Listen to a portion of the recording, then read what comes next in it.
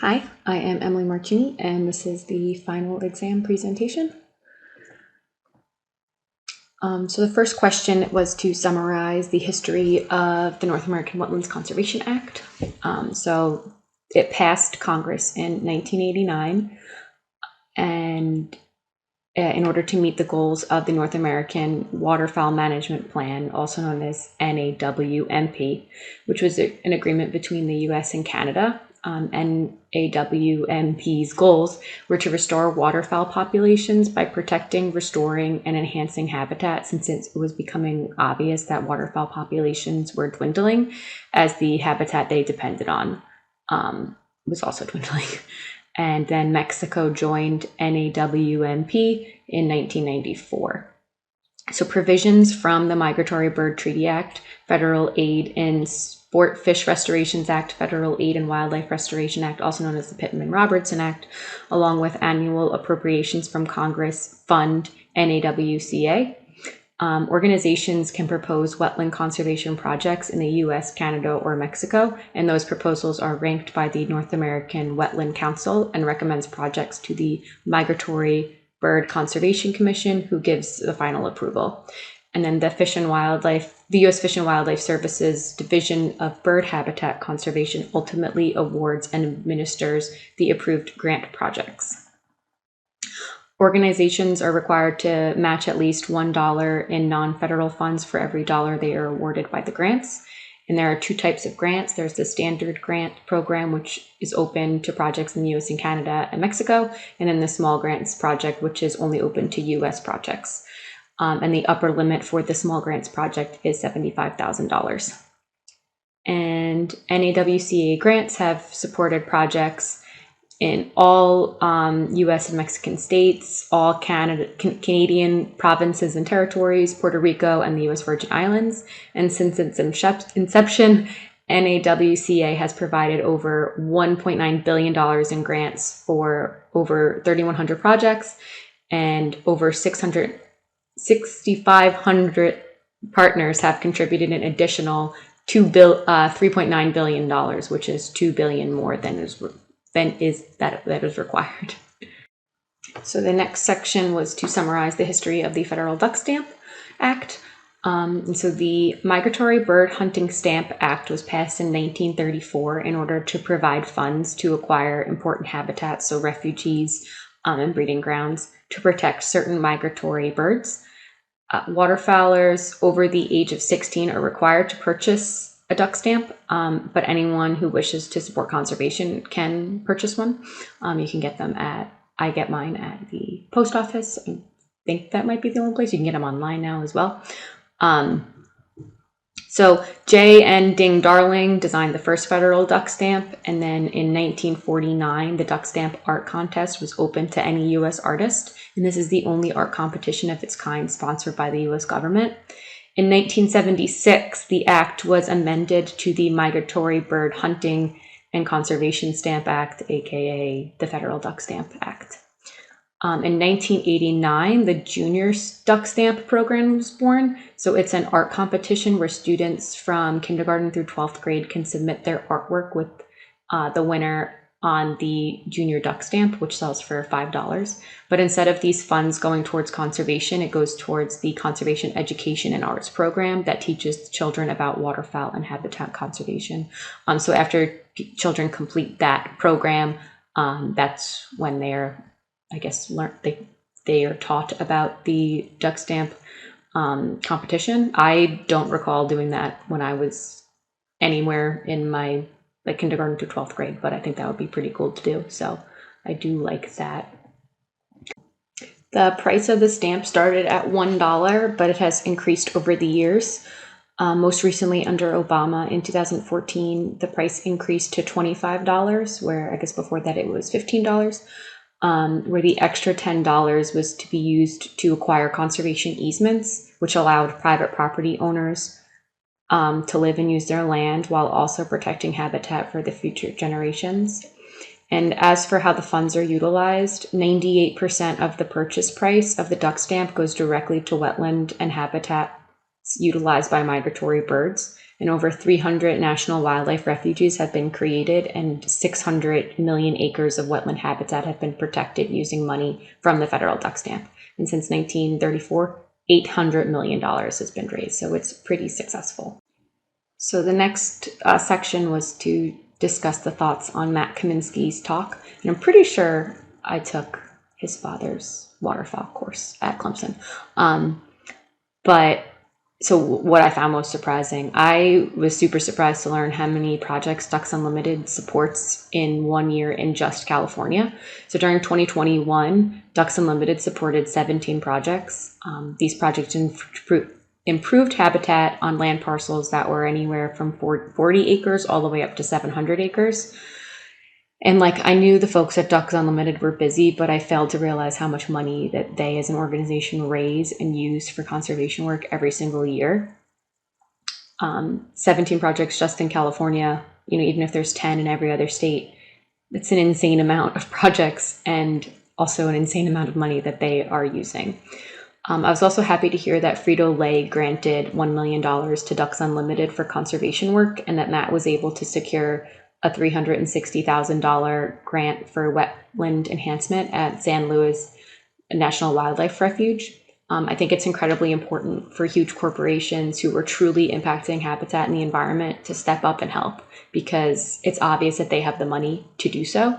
I wish they would do a little more in terms of their packaging and things like that. Maybe create a biodegradable material for their packaging, but this is a good look for them. And I was also surprised to learn that there are so many details that go into each and every single project, and how there are biologists, there are grant writers, there are engineers, there are all different types of jobs and all different types of people who come together to work on these important projects. And it kind of makes me bummed as a state aid employee, because it seems like they are able to get a lot of work done and they're proud of it, and the work is beneficial to humans and wildlife and the habitat. And just like, there's so many hoops you have to jump through as a state employee that these guys can kind of just get around because they're non-government organizations. So it's really important that we have organizations like this working in tandem with state agencies, federal agencies, and other local agencies to make sure that the work is getting funded and there are people to do it.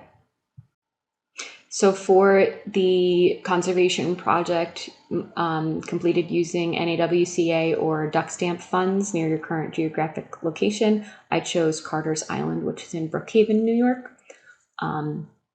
This is a very small project, and I believe it is funded by the Small Grants Program of NAWCA. So on March 5th, 2021, the town of Brookhaven, which is my neighboring town, I live somewhere over here. Where was I? Sorry. Announced that it was awarded $26,607 from the North American Wetlands Conservation Act grant to restore tern nesting habitat on Carter's Island. So in total, the project will cost $136,070, with New York Audubon contributing just over $2,500. Not really sure where they're going to get the rest of the money from. I assume the state wildlife agencies, so New York DEC, or town money, but it wasn't really very clear where they would be getting a significant almost $100,000 from. So Carter's Island is a small island somewhere between Fire Island National Seashore, which this right here is Fire Island National Seashore, and Mastic Beach, which Mastic Beach is right on here. I have another picture on the next slide to get a little better indication. But so Fire Island itself is a barrier island, which protects Long Island from storm surges in the Atlantic, although we have experienced quite a number of detrimental storms over the past decade, with Hurricane Sandy being the most notable. But without that barrier island, my house would probably be underwater like every day. And so Carter's Island is in the bay somewhere between this barrier island and the mainland. Some of these ones, like they're over here, they're labeled, they have names. I couldn't find Carter's Island on a map, and the article I looked at was not very helpful. But so it's hanging out somewhere over here, and I'm pretty familiar with these islands because as a DEC employee, we monitor these islands once every year for our Long Island Colonial Waterbird Survey, and we count colonies of waterbirds. So terns, gulls of any kind. Sometimes we'll count American oyster catchers if they're in the survey window for that year, and long-legged waders, so egrets and herons. And then this island, along with all of the other small islands, are important seabird rookeries. However, invasive plants such as Phragmites are encroaching on the suitable habitat, leaving the birds with fewer options to nest. And these islands are also frequently submerged. And with climate change looming and sea levels rising, these important nesting habitats may not be above water enough to give the birds the opportunity to mate, to lay eggs, to incubate and rear chicks. And also, since there are fewer suitable nesting options, more aggressive species, like any number of the gulls out there, can force their way in and force terns out, where the terns will have to find a less ideal habitat that will likely result in fewer reared chicks. So the goal of this project is to restore habitat, remove Phragmites, and install nesting boxes for the federally endangered roseate tern in order to create thriving nesting colonies of roseate, common, and least terns. I have a picture of the least tern nesting boxes, which I have never seen before. I would be so interested to see them in action because it just doesn't make any sense to me. But anyway, these, I'm sure you're familiar, but these birds aren't the best nesters. They kind of just scrape some sand away, just plop an egg in there, and that's it. And like most of the roseate tern's breeding habitat in the US is between Long Island and Cape Cod, Massachusetts.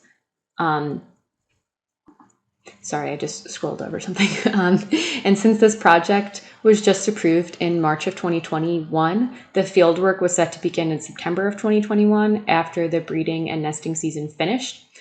There haven't been any updates on the status of the project or what exactly they plan to do in terms of habitat restoration other than removing Phragmites.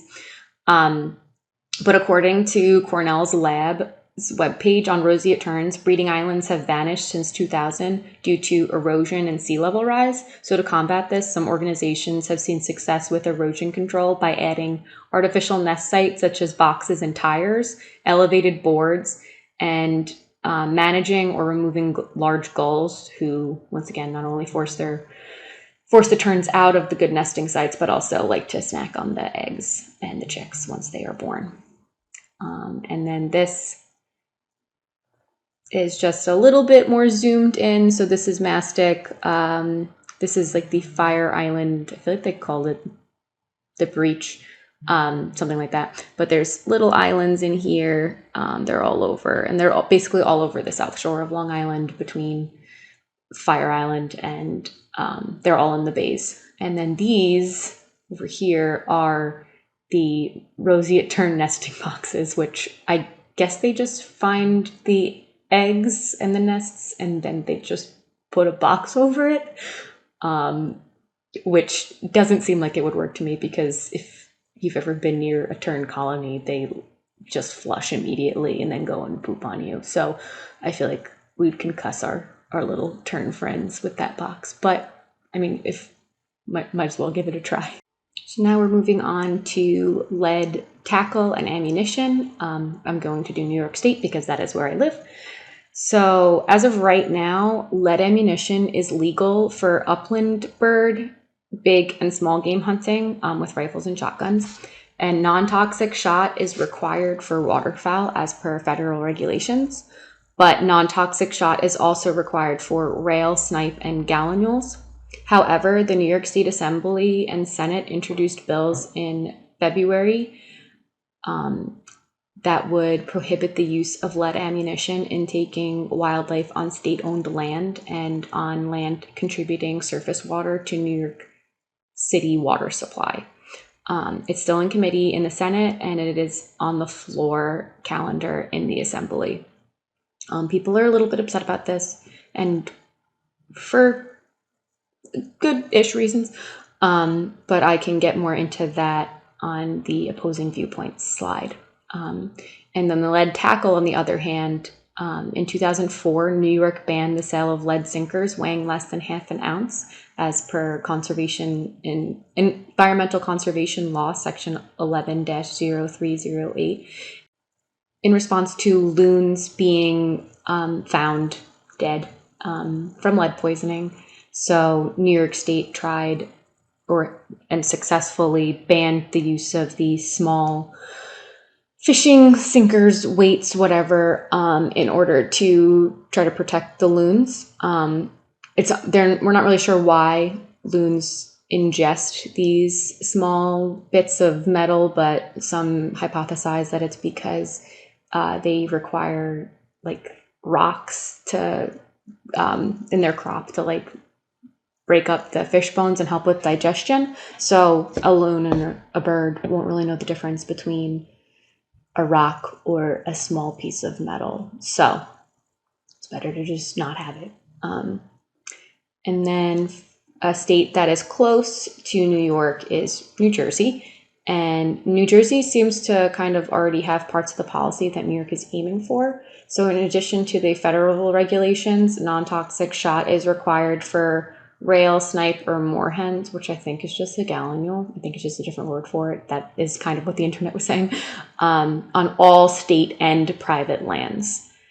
And as far as lead tackle, I couldn't really find any restriction on lead tackle in New Jersey. Doesn't seem like they have that policy at all.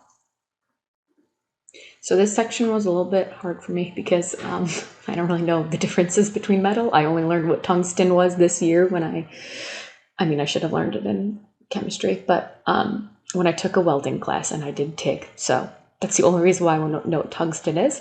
But so some of the pros for tungsten is obviously it's non-toxic, it's dense, and its hardness when mixed with other metals is increased. And once it's mixed, it's deadlier at longer ranges, resulting in quicker and cleaner kills. Some people were saying on forums that I was reading that like they're not plucking feathers out of the birds anymore, like when they used to do it with lead. So when we used to shoot a bird with lead, or even like an upland game bird, if they were using lead, they were finding like feathers like burrowed into the meat from the shot. But people were saying that with tungsten, they don't have that issue. And as for tackle, tungsten is denser than lead, so tungsten tackle would be smaller than a lead tackle of the same weight, and that could result in fewer hangups. And tungsten is also somehow more sensitive, meaning that you can feel the tackle and what it's doing on the water bottom, regardless of the substrate. I don't know how true that is because I don't fish. And the cons, so pure tungsten on its own can be pretty expensive, and it's a little bit soft, so it has to be mixed with another metal to be affordable and durable. It also might not be widely available. Another non-toxic alternative is steel. I feel like this is one of the more common ones. It's the pros is that it's harder than lead, so it stays round, where lead can be deformed, and velocity can increase without like blowing patterns when you're hunting. And it also penetrates deeper than lead does.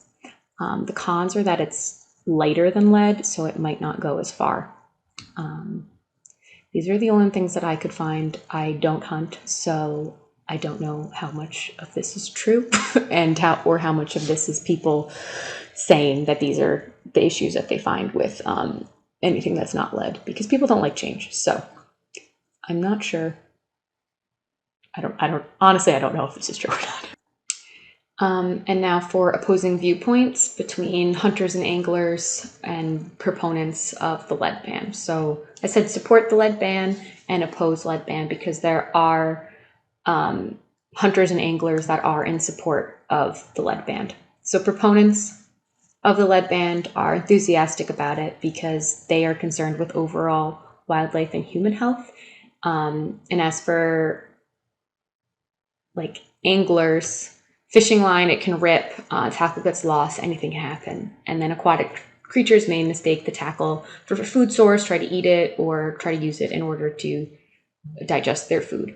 And so when a hunter harvests a deer with a lead bullet, and the guts in the field, like a small fragments of the lead shot, are in the gut pile. So the pile is an easy food source for scavengers or animals who typically don't scavenge but come across a quick and easy meal.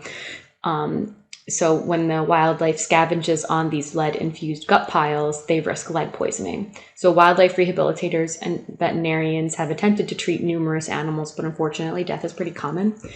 And those species tend to be highly charismatic, so like bald eagles and the California condor. And it's not just non-hunters who are advocating for this ban. Groups of hunters such as Project Gut Pile are in favor of the ban. As for those who are opposed to the ban, they're more concerned about the cost of non-toxic shot. Some comments that I read on forums and articles were a little bit outlandish and said that this is another way to control people and another hurdle to be in the way of people owning firearms and finding ammunition. I can see the cost being an issue since hunting and fishing can become expensive hobbies. So like spending $45 on a box of ammunition instead of the usual $20 could be a thing that prevents someone from being able to get into the sport. But I think that if there was a ban, there would be more of a demand for non-lead options, and then that would force the manufacturers to produce these options for the people who are demanding them. So I think there might be a delay in prices. Like they might still be super high, but I think over time it will eventually even out to be reasonable. And they also say that the ban will just get people upset, and they should be teaching new hunters and fishers about the effects of lead on humans and animals, and encourage them to choose non-toxic alternatives. So they want it to be voluntary. And while I do agree with educating people about the risks, the federal government banned lead shot for waterfowl about like 30 years ago, and I don't think people stopped hunting over it. I think people have stopped hunting for other reasons, but I don't think that lead being banned was, the straw that broke the camel's back for the decline of hunters in the United States. I think that we've seen more than enough evidence. We don't have lead paint in our homes anymore because we realize it's not good. So I think it's just another thing where we as a society have evolved past the need to have lead when there are other options that are better for the health of humans who are consuming that meat, and also for animals who are, not the targets. So overall, there's going to be debate about anything. And finally, federal ammunition ban throughout the years. We'll start out with the Obama era.